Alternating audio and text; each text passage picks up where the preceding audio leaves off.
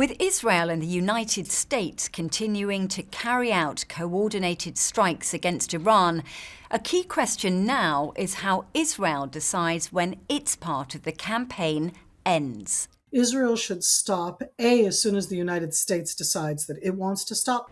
That's Miri Eisen, a former colonel in the Israeli army who spent more than 20 years in military intelligence. She also served in government under Prime Minister Ehud Olmert. Now she's a senior fellow at the International Institute for Counterterrorism at Reichman University near Tel Aviv. There's no question this is a joint operation. B, it should stop against the Islamic regime at the stage where the targets that they're targeting are not ones that really make a difference. Meaning, once we go through the nuclear, the missiles, the basij, the internal security, and there's still a lot of targets there, then you stop. But hang on, aren't relations between Israel and the US said to be a bit strained? There have been growing accusations that Israel dragged the US into war with Iran, a point Israel's Prime Minister Benjamin Netanyahu has strongly rebutted. I want to close these opening remarks with one other fake news, and that is that Israel somehow dragged the US into a conflict with Iran. Does anyone really think that someone can tell President Trump what to do? Come on.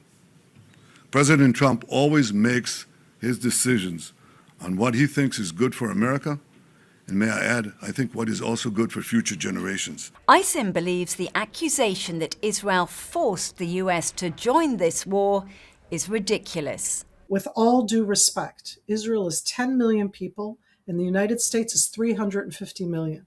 I really want to ask everybody if they think that President Trump is somebody who's dragged into anything. But she draws a clear line between Israel's military decision and its political leadership, and she's no fan of the current government. I want to be clear to everybody here. This isn't about me, Miri, as a colonel and my support for the Israeli Prime Minister. Just like in the United States, there can be a difference between supporting this idea and the actions against the threat that is a clear threat of Iran, and between supporting President Trump himself. I think there's a big difference between the military coordination, cooperation, jointness of this event, talking much more in one voice. It's much more clear, and between the different political arenas. Many people in the United States and around the world have a lot of problems with President Trump, and many people in Israel and around the world have a lot of problems with Prime Minister Netanyahu.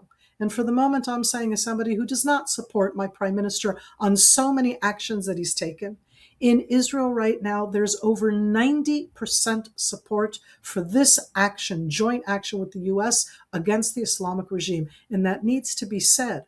I don't have to support every single action, but this one, many of the very, very opposition for voices inside Israel, and we have a very robust opposition, are yet supportive of this action. Despite criticism from some that this was a war of choice, Eisen strongly believes that attacking Iran was the right thing to do. The Israeli joint decision with the United States to preempt and prevent, two different words, against the Islamic regime of Iran, specifically now, is the question of why later, meaning in the meantime, Iran is trying to replenish its capabilities, to resupply its proxies like Hezbollah.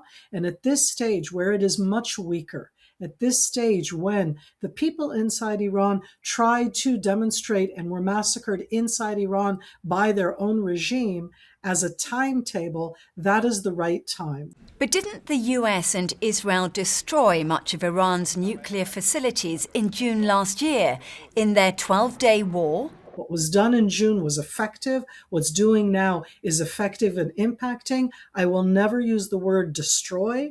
I use the word diminish, degrade, and that diminishing and degrading is very important, even if they do have at the end a launcher left, some missiles left. We're not leaving them with that overall capability that they built over such a long time period. This war is being fought on another front too. In Lebanon, the militant group Hezbollah joined Iran by firing rockets into Israel.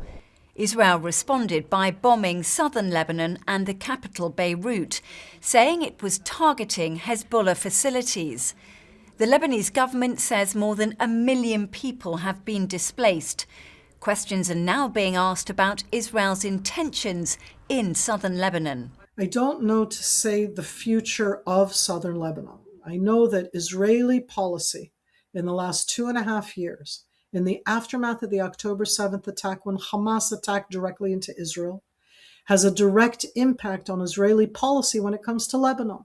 Because the expectation at that time, the fear at that time, was that the parallel Hezbollah forces, the Radwan forces, would do a similar type of a ground attack against Israel directly from the border.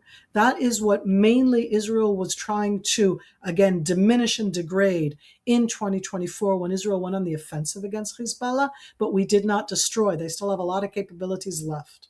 So I think that what Israel would like to do is that Israeli communities that are inside Israel, they're not in any occupied territory, they're inside Israel on the border, are not the ones that have to move because a terror army on the other side is directly targeting those communities.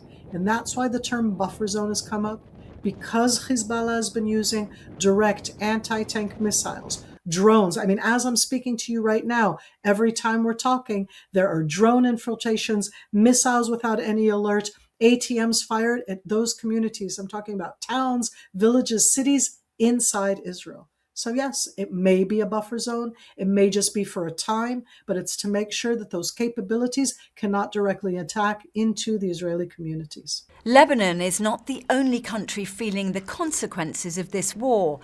Iran has attacked hundreds of military and civilian targets in the Gulf. For countries like Qatar, the United Arab Emirates, and Saudi Arabia, any escalation carries immediate consequences, given their proximity to Iran. So did Israel fully calculate the strategic risk that Iran might retaliate, not only against Israeli targets, but also against Gulf neighbours caught in the middle? But certainly the United States would have brought up very strongly the counter-reaction of the Islamic regime, not just against the U.S. bases, but against all of the different targets that, when I say targets, all the different sites that have been targeted by the Islamic regime in these last 3 weeks. I think it was taken into account. I think that, for me, this is an Iranian Islamic regime miscalculation. I do not know at the end what will happen. But I know right now, after 3 weeks, that all of the Gulf countries who have a very complex relationship with their neighbor, so it's a complex relationship of what they're going to do, but they're never going to trust Iran again. But Israel itself will have to work hard on repairing its relations in the region. Aysin is concerned that under the current Israeli government, diplomacy has suffered, and Israel needs to know when to stop bombing and start talking. There's no question, and this is my main critique of the Israeli government and has been for the last 2.5 years, is that you can absolutely address terror military armies like Hezbollah, like Hamas, like the Islamic regime of Iran with your military prowess. But you have to know when to stop. And my fear is that we don't necessarily know when to stop. I think that we are excellent at the tactical military prowess. It's not just tactical, but at that level of capability and execution of the things that we do in our military prowess. And we don't develop what I'm going to call our diplomatic muscles, and we need to do so. Mari Aysin says you cannot bomb an ideology out of existence. With the war in Iran, she says Israel's actions are driven by security calculations, not political loyalty. But she's adamant this conflict must eventually give way to diplomacy. I'm Alex Forrest Whiting. Until next time.